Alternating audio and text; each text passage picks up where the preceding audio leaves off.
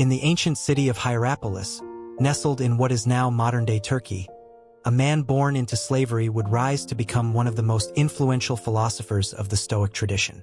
Epictetus, whose very name means acquired in Greek, spent his early years in bondage, subjected to the whims and cruelties of his master.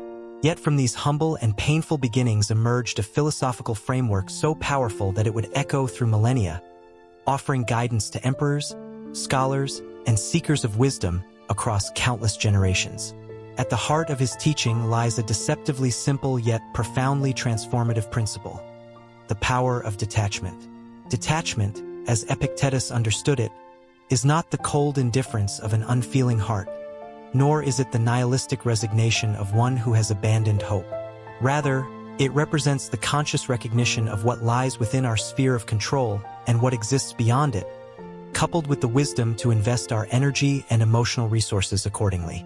This fundamental distinction between what we can influence and what we cannot stands as the cornerstone of Stoic philosophy and offers a pathway to inner freedom that remains as relevant in our contemporary world as it was in the ancient Roman Empire.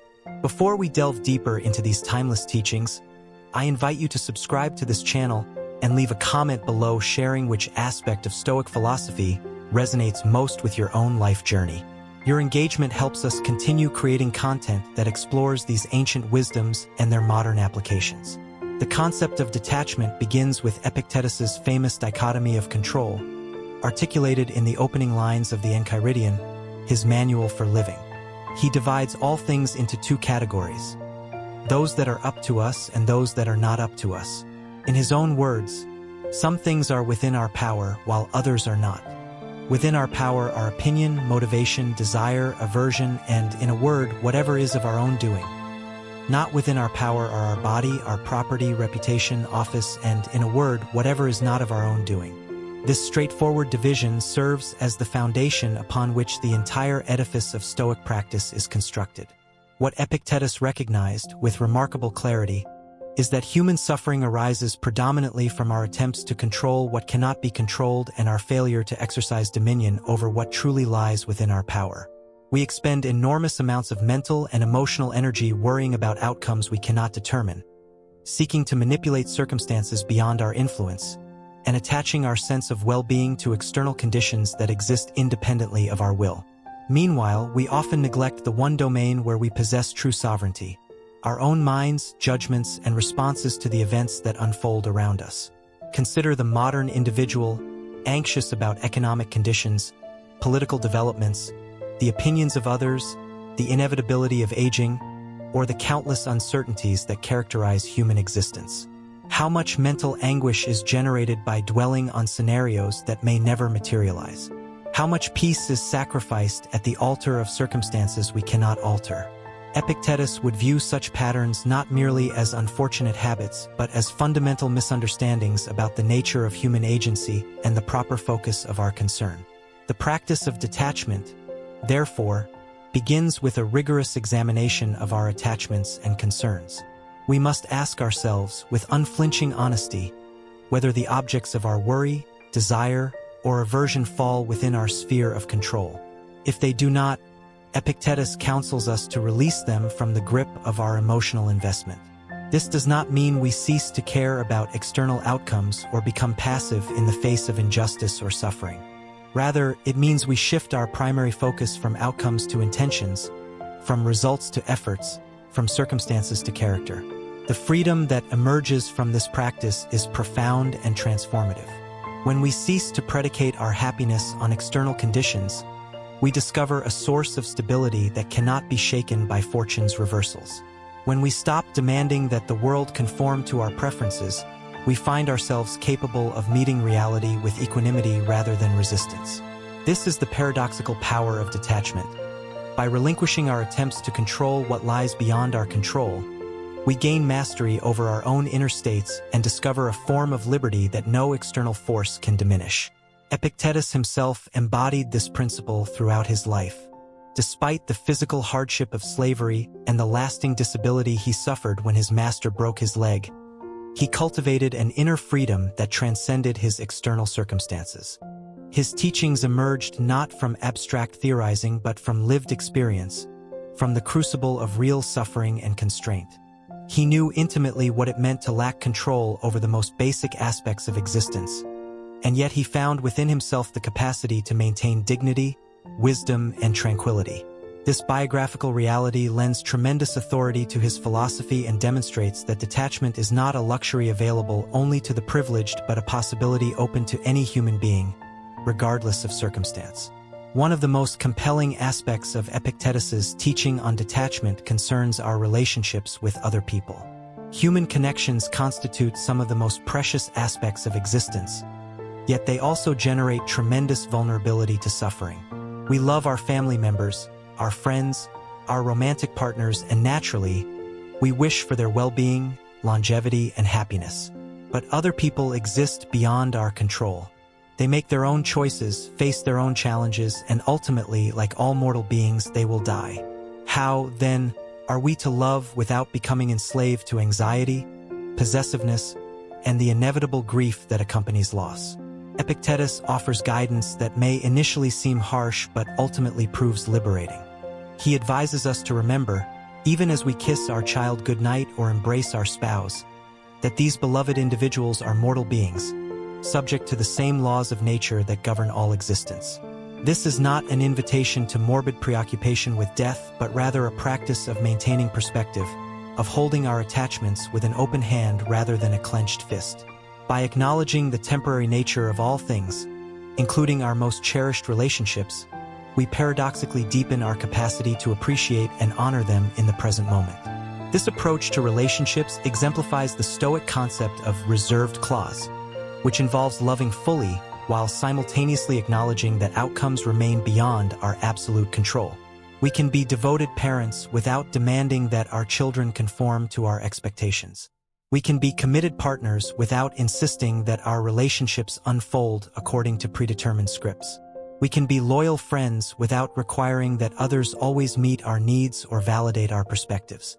This form of love, grounded in detachment, actually proves more generous and respectful than possessive attachment, for it honors the autonomy and humanity of the other while freeing us from the tyranny of unmet expectations. The application of detachment extends beyond relationships to encompass our relationship with material possessions, social status, reputation, and all the external markers by which society often measures human worth. Epictetus lived in a world not unlike our own, where wealth, power, and prestige commanded enormous attention and generated intense competition. Yet he consistently taught that these external goods possess no intrinsic value and contribute nothing to genuine human flourishing. True well-being, he insisted, derives exclusively from the cultivation of virtue, wisdom, and internal coherence. This stance does not require asceticism or the rejection of material comfort. Epictetus is not counseling poverty as an ideal but rather advocating for a transformed relationship with external things. We may use material goods, enjoy them, and work to acquire them, but we must never allow our sense of self or our peace of mind to depend upon them. The moment we attach our identity to possessions, achievements, or status, we become vulnerable to the vagaries of fortune and subject to forces beyond our control. Detachment, in this context, means holding things lightly, enjoying what we have without clinging to it, and remaining prepared to relinquish it without devastation should circumstances require. Consider the individual who has built an identity around professional success, deriving self-worth from career achievements and the recognition of peers. What happens when market conditions shift, when health issues intervene, when organizational restructuring occurs, or when inevitable retirement approaches? If the entire edifice of selfhood rests upon external accomplishments, these transitions become existential crises. But the person who has practiced detachment, who has cultivated an identity grounded in character rather than achievement, in virtue rather than validation, possesses an internal stability that weathers such changes with far greater resilience. The practice of detachment also profoundly affects our experience of desire and aversion, two forces that Epictetus identifies as central to human psychology. We are constantly pulled toward objects, experiences, and outcomes we believe will bring satisfaction, and pushed away from circumstances we judge to be unpleasant or threatening. This endless cycle of attraction and repulsion generates tremendous agitation and dissatisfaction, for the objects of desire often elude us or disappoint upon acquisition, while the situations we seek to avoid frequently prove unavoidable. Epictetus teaches that we must transform our relationship with desire itself. Rather than desiring external outcomes, we should desire only what is already within our power: the cultivation of wisdom, justice, courage, and self-discipline. When our desires align with what we can actually control, they become achievable and their fulfillment becomes sustainable. Similarly, we should reserve our aversion not for external circumstances, which we cannot always avoid, but for our own potential vices, moral failings, and lapses in judgment. By redirecting both desire and aversion inward, toward the domain of our actual agency, we escape the frustration of constantly seeking what may be denied us or fleeing what may be imposed upon us. This reconfiguration of desire represents one of the most challenging aspects of Stoic practice, for it requires us to swim against powerful currents of biological conditioning and social programming. We are evolutionarily wired to seek pleasure and avoid pain, to pursue resources and status, to react with fear to threats and with craving to opportunities. Moreover, contemporary culture amplifies these tendencies through advertising, social media, and a consumerist ethos that equates happiness with acquisition and success with external validation. To practice detachment in such an environment requires conscious, sustained effort and a willingness to question deeply ingrained assumptions about what constitutes a good life. Yet those who undertake this practice discover that it yields dividends far exceeding the investment required. As we gradually loosen our attachment to external outcomes and strengthen our commitment to internal development, we experience a growing sense of freedom, stability, and authenticity. We become less reactive to circumstances, less dependent on others' approval, less vulnerable to disappointment, and more capable of sustained contentment. This is not the contentment of having everything we want, but rather the deeper satisfaction of wanting what we have, of aligning our will with reality rather than demanding that reality conform to our will.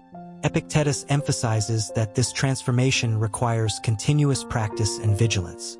The mind naturally defaults to patterns of attachment and external focus, so we must repeatedly redirect our attention inward, examine our judgments, and question our assumptions. He recommends beginning each day with a contemplation of the challenges we may face and a resolution to meet them with equanimity. He suggests ending each day with a review of our actions, examining where we succeeded in maintaining proper focus and where we allowed external concerns to disturb our tranquility. This daily practice of mindfulness and self-examination gradually reshapes our habitual patterns and strengthens our capacity for detachment. The philosophical framework that supports this practice rests on Epictetus's understanding of human nature and our place in the larger cosmos.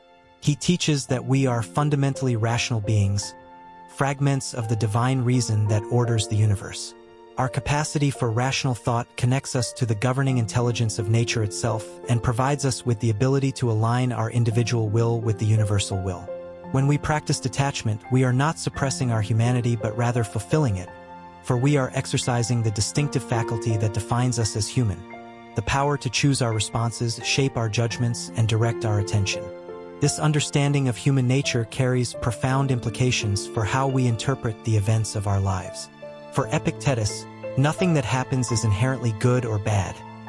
Rather, events are simply facts of existence, and it is our judgments about them that create our emotional experiences. A financial setback is not a disaster.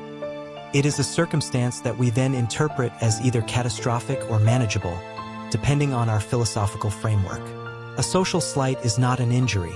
It is an action by another person that we then judge as either devastating or inconsequential, based on whether we have attached our self-worth to others' opinions. Even the death of a loved one, while genuinely sorrowful, becomes unbearable primarily through our resistance to the natural order and our insistence that things should be otherwise than they are. This perspective does not deny the reality of pain or trivialize genuine loss. Epictetus acknowledges that certain events naturally produce emotional responses, and he does not advocate for the suppression of all feeling. Rather, he distinguishes between the initial, involuntary emotional response and the subsequent judgments and narratives we construct around events. The first moment of grief upon learning of a loss is natural and appropriate. It is the weeks and months of torment we create through our stories about what the loss means, our resistance to accepting it, and our insistence that reality should have unfolded differently that constitute unnecessary suffering. By recognizing that our judgments create our experiences, we reclaim agency over our emotional lives. We cannot always control what happens to us, but we can always work to control how we interpret and respond to what happens. This represents the essence of Stoic practice and the core of what Epictetus means by detachment. We detach not from life itself, not from care or concern, but from the false belief that our well-being depends on circumstances beyond our control. We detach from the tyranny of external events and relocate the source of our stability within ourselves. The cultivation of this internal locus of control requires tremendous courage and commitment. It means taking responsibility for our own states of mind rather than blaming circumstances or other people for our distress.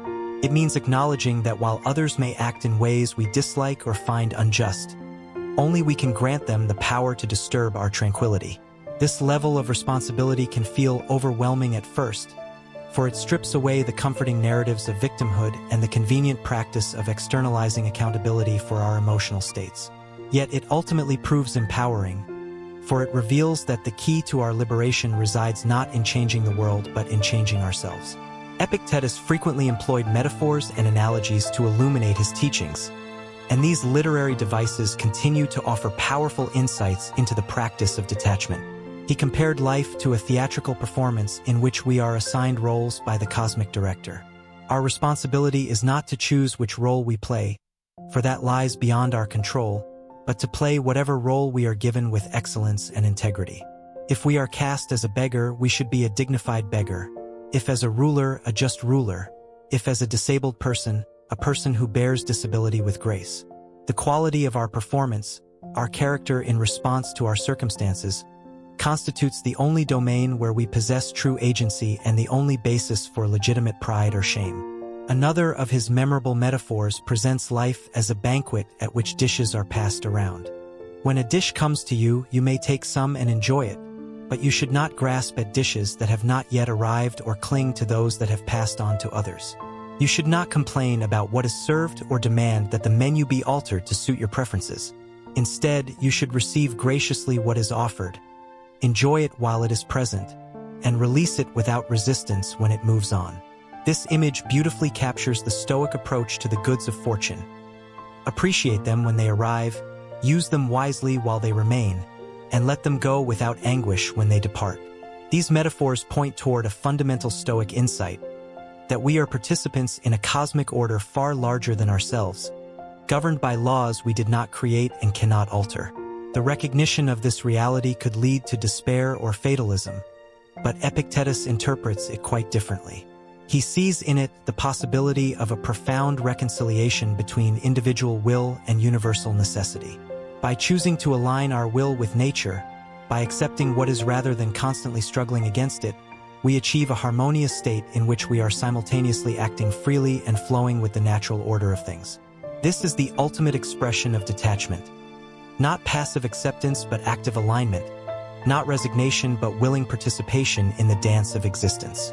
The practical application of these principles extends to every domain of human experience. In the realm of health, for example, detachment means caring for our bodies sensibly while recognizing that illness, injury, and eventual death remain beyond our absolute control. We exercise, eat well, seek medical care when needed, but we do not allow health concerns to dominate our consciousness or permit illness to destroy our equanimity.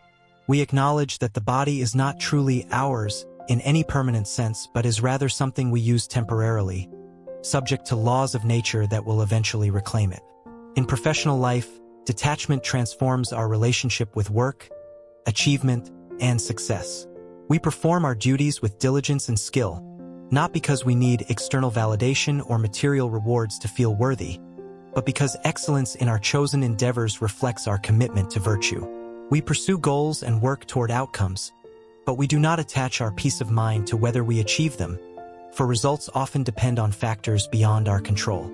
Instead, we focus on bringing our best efforts, our integrity, and our wisdom to each task, knowing that this is all we can truly control and that this is sufficient. In our engagement with social and political realities, Detachment offers a middle path between apathetic withdrawal and anxious overinvestment. We participate in civic life, advocate for justice, and work to improve conditions for ourselves and others. But we do not allow political developments to rob us of tranquility or fill us with rage and despair.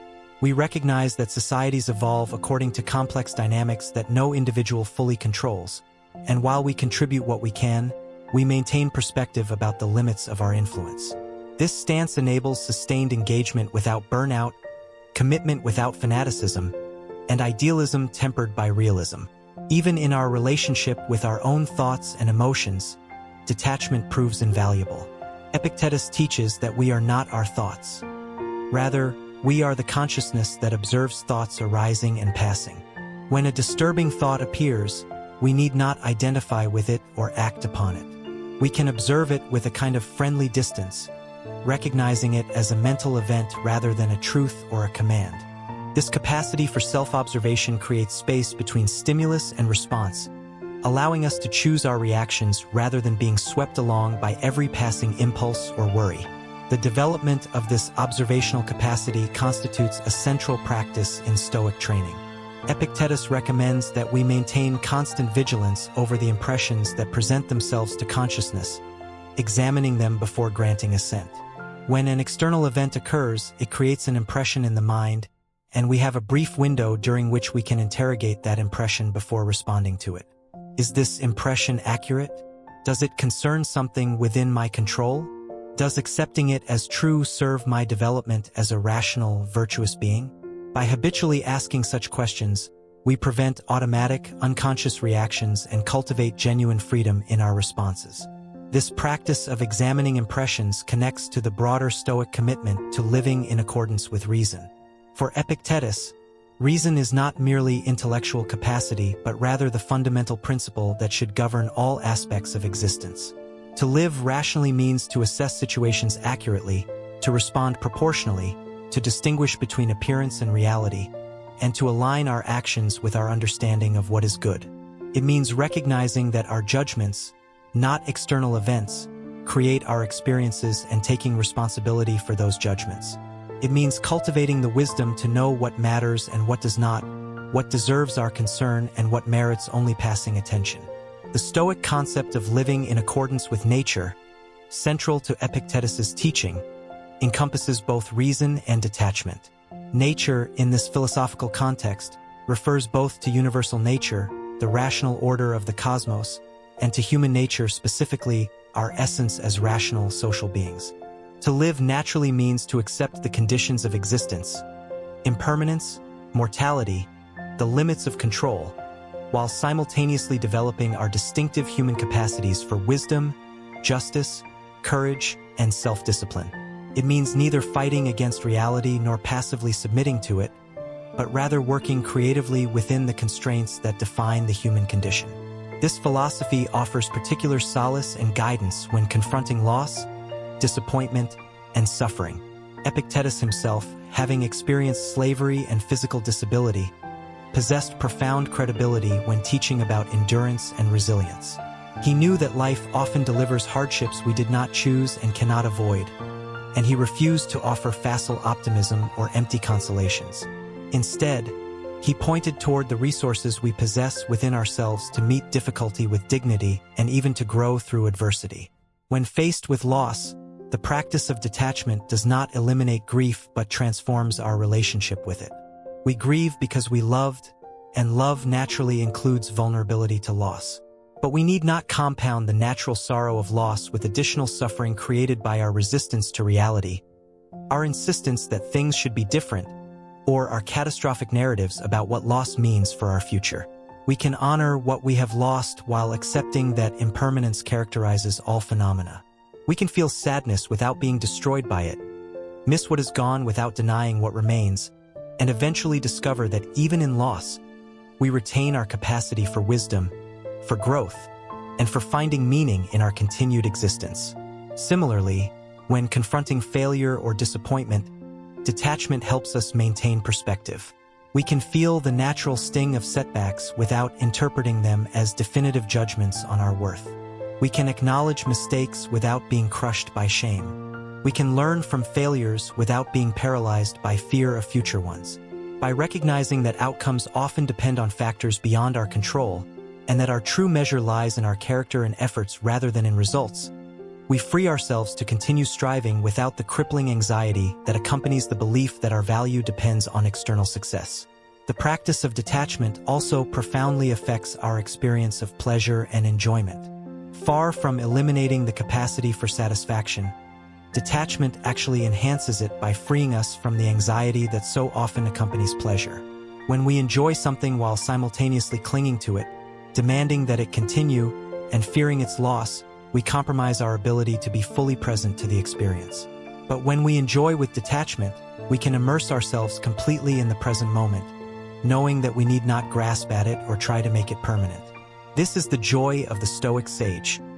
Deep appreciation coupled with non-attachment, full engagement combined with willingness to release. Epictetus reminds us repeatedly that philosophy is not merely an intellectual exercise but a practical art of living. The principles of detachment must be applied daily, in small moments as well as great crises. We practice when stuck in traffic by recognizing that the traffic itself lies beyond our control while our response to it remains within our power. We practice when receiving criticism by distinguishing between what may be legitimate feedback worth considering and what merely reflects the critic's own issues and preferences. We practice when hoping for particular outcomes by noting our attachment and gently redirecting focus toward what we can actually influence. Through thousands of such small applications, detachment becomes habitual and our inner freedom grows. The journey toward mastering detachment is lifelong and never reaches a final destination. Even the most advanced practitioners experience moments of attachment, reactivity, and loss of perspective. But this is not a failure of the philosophy. Rather, it reflects the nature of human psychology and the challenge of swimming against powerful currents of conditioning and instinct. What matters is not achieving perfect detachment but rather the commitment to continuous practice, the willingness to notice when we have become attached to what lies beyond our control, and the cultivation of compassion toward ourselves as we repeatedly return to proper focus. Epictetus emphasized that we are all students in the school of life, and even those who teach philosophy remain learners who sometimes fall short of their own ideals. The goal is progress, not perfection. The aim is to become gradually more skillful at distinguishing what matters from what does not, at focusing energy where it can be effective, and at maintaining tranquility in the face of circumstances we cannot alter. Each time we catch ourselves worrying about what we cannot control and redirect attention to what we can, we strengthen the mental muscles that support detachment. Each time we respond to difficulty with equanimity rather than reactivity, we reinforce neural pathways that will make such responses more automatic in the future. The wisdom Epictetus offers through his teaching on detachment addresses the deepest human needs for meaning, stability, and freedom. In a world characterized by constant change, inevitable loss, and genuine uncertainty, we all seek some ground on which to stand, some source of security that cannot be shaken. The conventional sources, wealth, relationships, status, health, all prove ultimately unreliable, subject to forces beyond our control. But by relocating our sense of security from external conditions to internal character, from circumstances to consciousness, we discover a form of stability that genuinely cannot be taken from us. This is the freedom Epictetus promised and embodied. Not freedom from constraint or difficulty, but freedom in the midst of them, the liberty that comes from recognizing what we can and cannot control and aligning our concern accordingly. As we conclude this exploration of Epictetus's teachings on detachment, we are invited to consider how these ancient principles might transform our own lives. What attachments currently disturb our peace? What concerns occupy mental space despite lying beyond our control? What would it mean to redirect that energy inward, toward the cultivation of wisdom, virtue, and appropriate response? How might our relationships deepen if we loved without possessiveness? How might our work become more fulfilling if we measured ourselves by effort and integrity rather than outcomes and recognition? How might our daily experience change if we met each moment with acceptance rather than resistance, with presence rather than grasping? These are not merely philosophical questions but practical invitations to a different way of being in the world. Epictetus does not ask us to believe his teachings on faith but to test them through application, to experiment with detachment and observe whether it indeed produces the freedom and tranquility he promises. The laboratory for this experiment is ordinary life, and the data emerges from our own experience. As we practice distinguishing what lies within our control from what does not, as we cultivate indifference toward externals while developing our character, as we hold all things lightly and remain willing to meet reality as it is rather than demanding it conform to our preferences, we discover for ourselves whether this ancient wisdom offers genuine guidance for the art of living. The legacy of Epictetus endures not because his philosophy provides easy answers or requires no effort, but because it addresses truths about the human condition that remain constant across cultures and centuries. We all face limitations, losses, and the ultimate certainty of death. We all must navigate the tension between desire and reality, between what we wish for and what is. We all seek meaning, purpose, and some measure of control in a world that often feels chaotic and unpredictable. To these universal challenges, Epictetus offers a response that honors both our dignity as rational beings and our place within a larger natural order. He shows us that while we cannot control the winds, we can adjust our sails. That while we cannot prevent storms, we can cultivate the internal resources to weather them. That while we cannot escape mortality, we can live with wisdom and virtue in the time we have. This is the power of detachment. Not the power to control all things, but something far more valuable, the power to maintain our humanity, our integrity, and our tranquility regardless of what fortune brings. It is a power available to anyone willing to undertake the practice, and its rewards extend beyond anything external circumstances could ever provide.